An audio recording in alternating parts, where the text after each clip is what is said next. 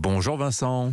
Bonjour Dimitri, bonjour à tous, bonjour à toutes, bonjour au Dimitri. Il en fait des caisses. Mais vous revenez Vincent ce matin sur la visite surprise de Joe Biden à Kiev. Oui, vous savez, pour les peuples, la guerre est une torture, mais pour les princes, c'est un décor et parfois un costume, comme pour Zelensky, Clémenceau dans les tranchées, Staline à la table à cartes, George Bush Jr. sur un porte-avions avec la banderole « Mission accomplie ». La gravité est photogénique et flatteuse, il tutoie l'histoire. Alors Kiev est depuis un an the place to be pour un politicien occidental, avec l'œil sur les sondages et le cœur en bandoulière, des valeurs en étendard et le portefeuille à la main. Boris Johnson, le premier, s'y est précipité. Il avait des soucis à la maison avec tous ses apéritifs arrosés en plein Covid. Les autres ont suivi.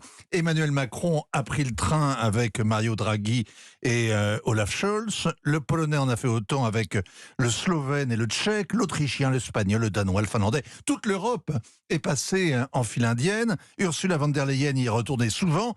La promenade en ville avec Volodymyr a remplacé l'audience avec le pape. Alors cela dit Vincent, on ne s'attendait pas à la visite hier matin de Joe Biden. Les services de protection du président ne plaisantent pas avec sa sécurité. Oui, la Maison-Blanche a gardé le secret pour la presse, mais elle a prévenu le Kremlin.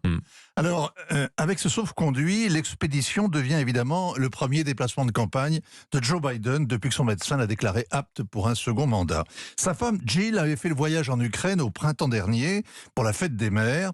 Le président ne pouvait pas faire moins, restait à trouver la date. Il aurait pu attendre demain, le mercredi décembre, ça tombait à pic pour visiter un pays en ruine et à l'agonie. Il a choisi le 20 février. Et sur le plan symbolique, c'est encore mieux. Oui, parce que c'est l'anniversaire de ce qu'on appelle la révolution de la dignité. La guerre avec la Russie n'a pas éclaté le 24 février l'an dernier, elle a commencé le 20 février, il y a 9 ans. En 2014, les affrontements à Maïdan, au centre de Kiev, entre la police et les manifestants ont fait une centaine de morts et 600 blessés. Le 20 février, une sortie de crise est signée. Les ministres français, allemands, polonais des Affaires étrangères l'ont négocié. Il prévoit le partage du pouvoir, cet accord. Laurent Fabius remonte dans son jet. Il est content de lui, il est pressé. Patatras, tout s'effondre dans les heures qui suivent. Le président s'enfuit, pro-russe et anti-russe s'affrontent à Kharkiv et le Donbass va faire sécession.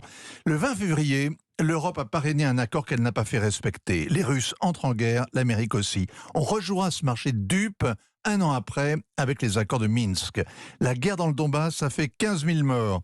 La guerre depuis un an, peut-être 100 000 de plus. Joe Biden a promis hier l'aide américaine allait durer aussi longtemps que nécessaire. Ça veut dire bas les pattes aux Chinois qui veulent dégainer leur plan de paix vendredi prochain. L'Ukraine doit rester le bourbier du Kremlin et le cimetière des ambitions européennes. Voilà, ça c'était le message caché de Joe Biden hier. Signature Europe 1, Vincent Hervouette. Merci Vincent dans le journal.